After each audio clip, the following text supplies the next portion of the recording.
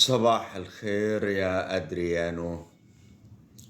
الحدوتة بتاعة النهاردة هنكمل جزء صغير من حدوتة صناعة الزجاج. في مصر القديمة كانت ليها أهمية كبيرة، أخذت تتطور بالزمن حتى وصلت في النهاية لدرجة من الاتقان، وأصبحت مدينة الإسكندرية واحدة من أكبر مراكز إنتاج الزجاج في العالم القديم، وصدرت عدد كبير من مصنوعاتها لأنحاء العالم المعروف في الوقت دون. قبل ما نتكلم على صناعة البردة هناخد تعليق واحد صديق قايل لنا إن الصراع لم يعد بين الخير والشر، لكن بين المعرفة والجهل. وده مظبوط، وده اللي بنحاول نعمله، إن احنا نزود الوعي من خلال الحواديت اللي بنحكيها لأحفادنا. صناعة البردة دون كان بينمو بكثرة في مستنقعات الدلتا في العصور القديمة، واستفاد المصري منه. توصل لواحدة من الصناعات المهمة، واللي بتعتبر من أعظم ما أسدته مصر للحضارة البشرية، إلا وهي صناعة الورق.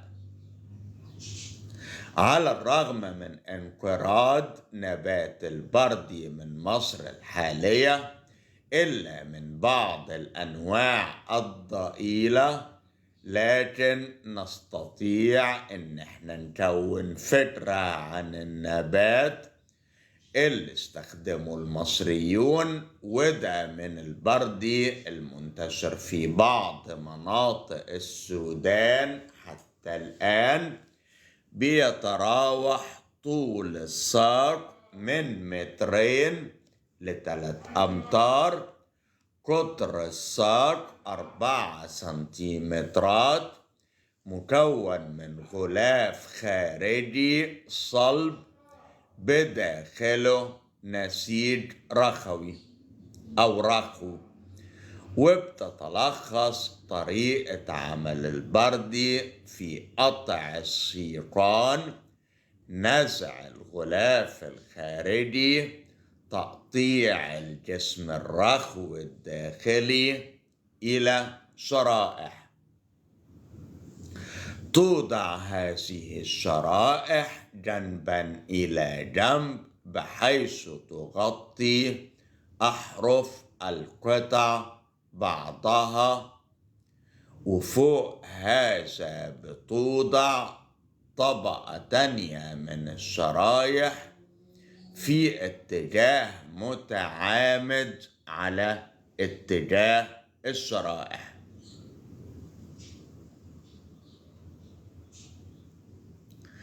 السفلية بعد ما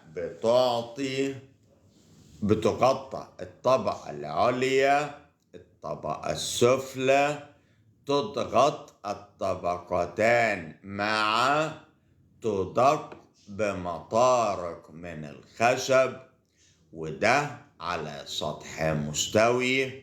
ربما كان الصانع بيضع تحت هذه الشرائح وفوقها قطعا من القماش علشان تمتص العصارة الزائدة من الشرائح.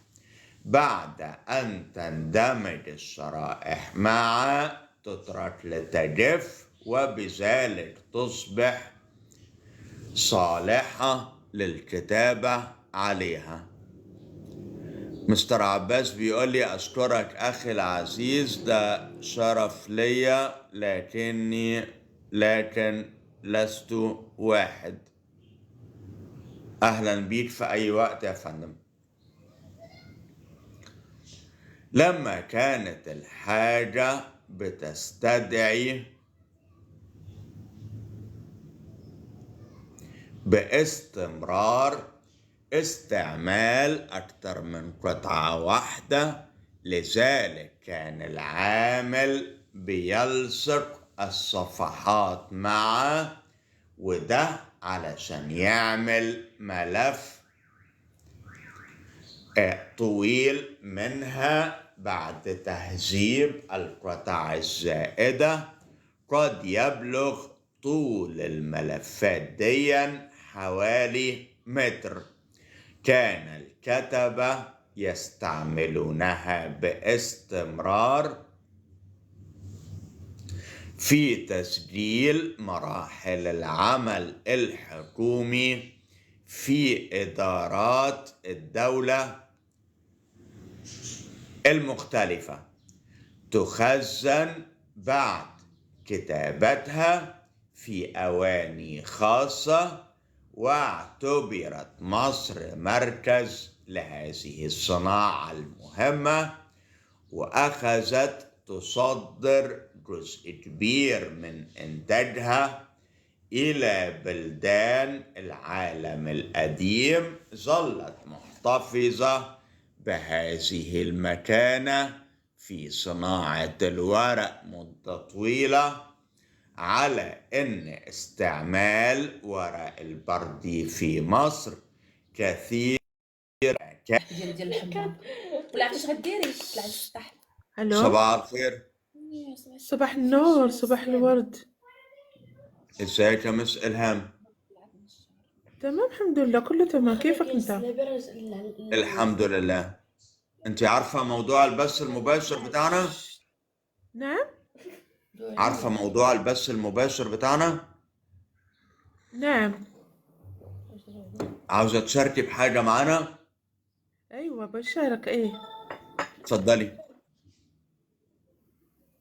تشاركي شنو الموضوع اللي عندكم نتوما؟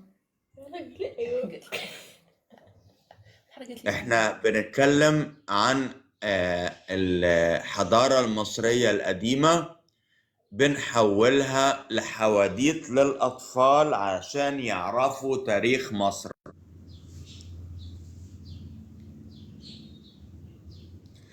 على أن استعمال ورق البردي في مصر كثيرا ما كان يتجه لسد مطالب الجهاز الحكومي. بعد كده الكتب الدينية، خاصة ما يسمى بكتاب الموتى، وهو عبارة عن ملف من البردة يحوي بعض الأدعية والصلوات، كان الناس يحرصون على وضعها مع الموتى لنفعهم في العالم الآخر. كانت هذه الصناعة من أروج الصناعات، خاصة في العصر المتأخر، حيث كانت هذه الملفات تكتب وتهيأ بالصلوات وصور الآلهة، وبيترك اسم صاحبها خاليا، حيث يكتب بعد شرائها. تزخر معظم المتاحف بمجموعة كبيرة من أوراق البردي هذه، وبنطالب بإعادتها إلى مصر، لأنها لازم تتعرض في المتاحف المصرية. واللي استعمل في كتابتها اللون الأسود أو الأحمر. كانت الكتابة في أعمدة أفقية أو رأسية،